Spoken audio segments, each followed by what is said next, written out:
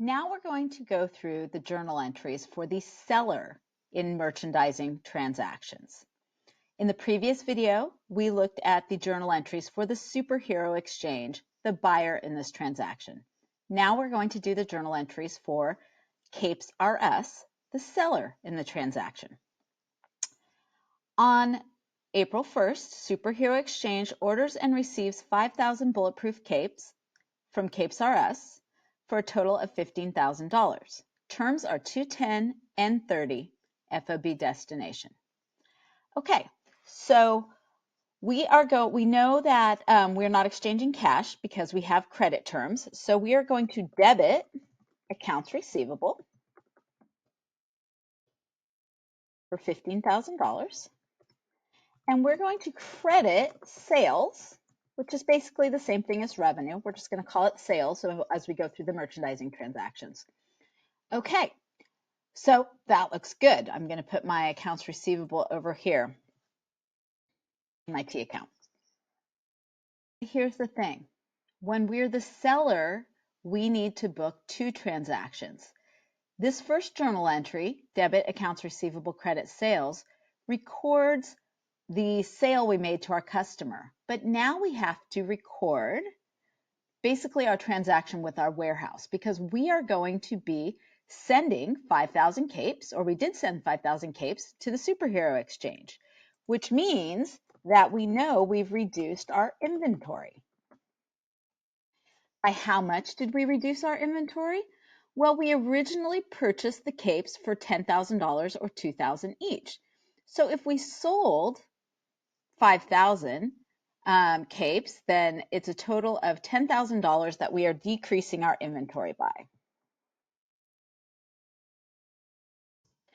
You'll notice that the $10,000 on my second journal entry is less than my first journal entry. And if you think about it, I'm always going to want to sell my inventory for more than I bought it for. So 10,000 represents what we bought the capes for, and the 15,000 is what we sold them for. So we're making a profit, which is good. Okay, now we need a debit side to this transaction. And our debit is to an account called Cost of Goods Sold, or COGS. Cost of Goods Sold is an expense account, and it's going to come right after revenue on our income statement, and we're going to use it to track the cost, our cost of the inventory that we sold. Okay.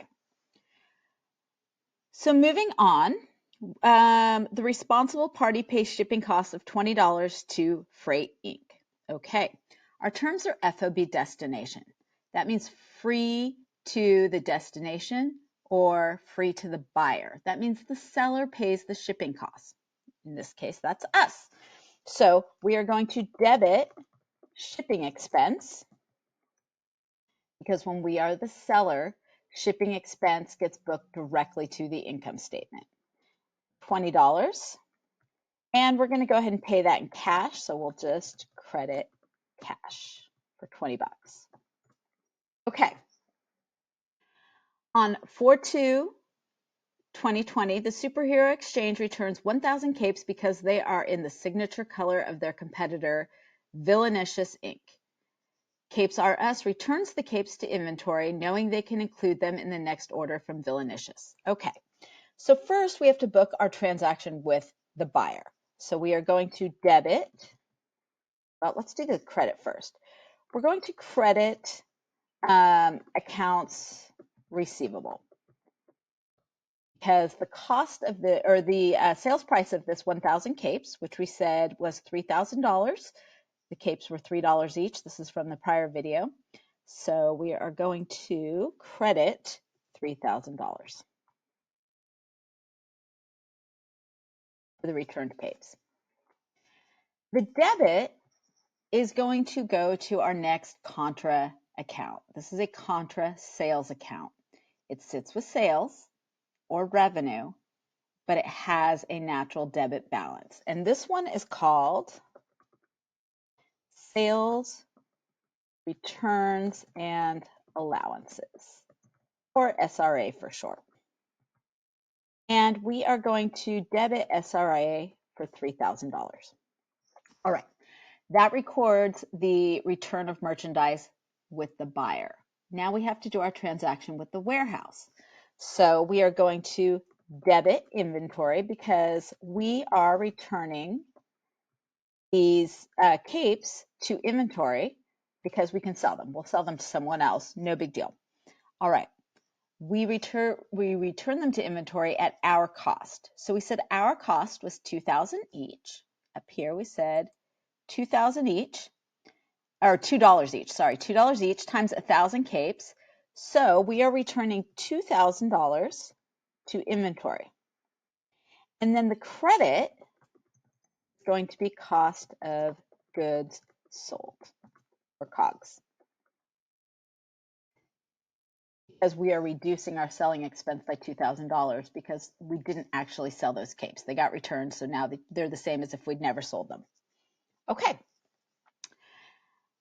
Number 3, the Superhero Exchange has returned another 200 capes because they're not bulletproof, which means they are defective. Okay, so the first part of the transaction is going to look just like the one on April 2nd. We're going to debit sales returns and allowances, and this time it's going to be for $600. 200 capes times we sold them for $3 each. And we're going to credit accounts receivable for $600. I'm going to put the credit over here, $600 in our accounts receivable T account. That's the transaction with our buyer. Now we have to do our transaction with our warehouse. We are going to debit. We're not going to debit inventory. These capes are defective. We're not going to be able to sell them to anyone, and so we can't return them to our inventory. They, in fact, have no value. So instead, we are going to book a loss, and that loss will show up directly on our income statement. A loss is just like an expense, almost exactly like an expense. So we are going to record a debit to loss on defective goods. And again, this will be at our cost, which 200 capes times our capes cost us $2 each will be $400. And then we are going to credit cost of goods sold for $400. All right, let's keep moving on. The next thing that happened is the Superhero Exchange complained that the capes smell like the Hulk. We really need to make sure we don't let the Hulk into our warehouse. So we agreed to move $400 from their bill. So we are going to debit sales returns and allowances. The first 2 transactions, when the buyer returned something, that was a sales return. This one is a sales allowance. A sales allowance is they don't actually return the goods, but we give them a break on the bill because something was wrong, but they've kept the inventory. So we're going to give them $400 off their bill. So we're going to debit sales returns and allowances, and we are going to credit accounts receivable.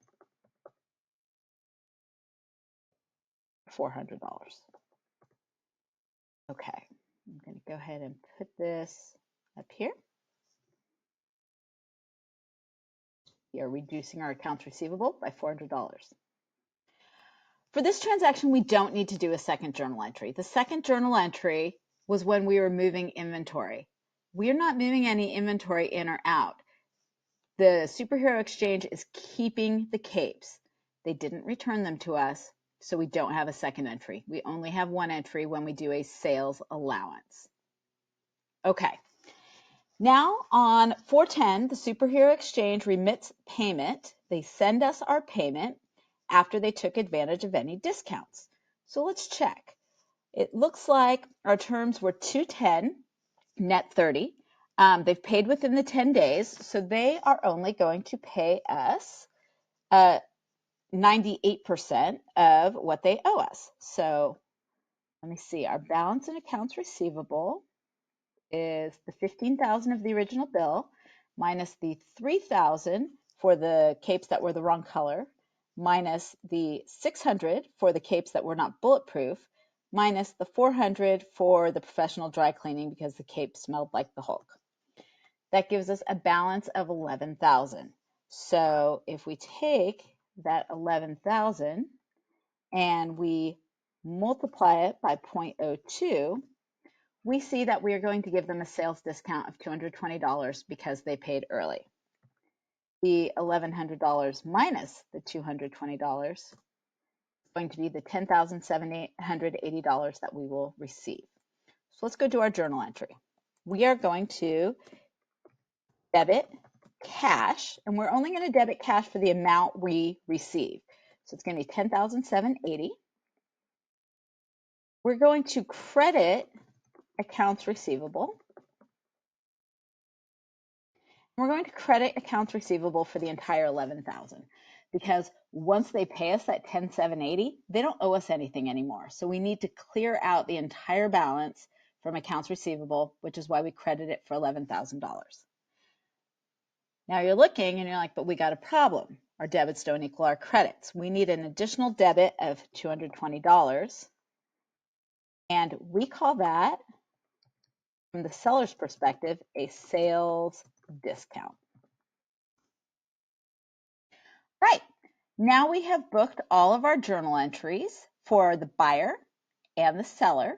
In the next video, I'm going to give you a couple tips on how you can check your work. See you then.